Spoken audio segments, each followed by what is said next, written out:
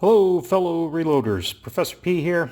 We finally got out and ran our 223 Plinking project. The objective here was to use this Barry's Bullet 55 grain FMJ round because they're fairly inexpensive. And here's a quick shot of me out testing.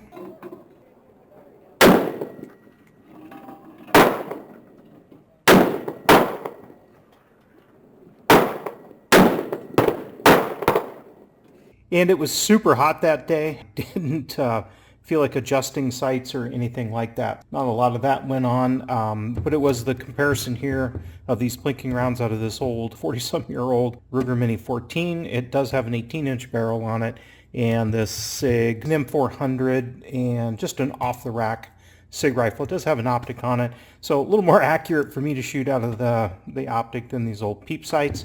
This is the circle blade style, so blade up front here and just the peephole in back. I didn't bother to adjust them because it was just hot. Targets, this was out of the SIG, so follow the numbers around. That was the highest charge.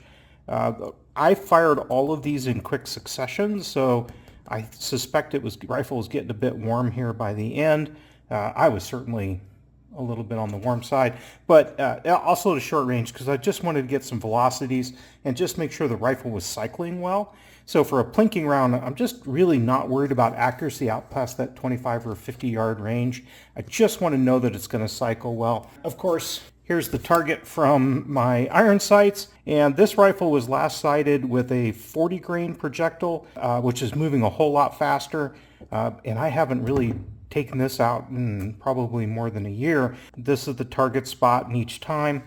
Not bad for a blind old guy. Either way, good enough. It cycled all the way through and good enough for first round of testing to know that it cycles correctly. We did run data. And as you would expect, the Mini 14 line, of course, is a little higher than the SIG line. That 2 inches tells you that you're still getting some powder burn all the way out to the end of the barrel because you're getting better velocity out of the longer barrel, so good on you, Mini 14. Both lines are essentially parallel. Some odd data in here, a little wider in here. I'll run whisker charts on them later and just see what it was. I don't expect real high performance. We're using that LC brass. That is not and should never be confused with performance grade brass like a Peterson brass or even like a Nosler brass. It's no surprise that there's probably a pretty good standard deviation in here. I did drop the M193 line on there just for comparison.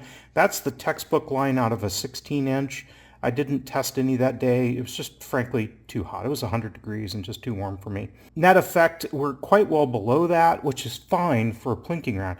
In fact, the real argument would be if the firearms are cycling correctly and well down here, why would you want to put more powder into a Plinking round than what is necessary to get to shoot correctly? As long as it's roughly on target and I can, the rule of thumb with the Plinking cans, can I hit a pop can at 50 yards?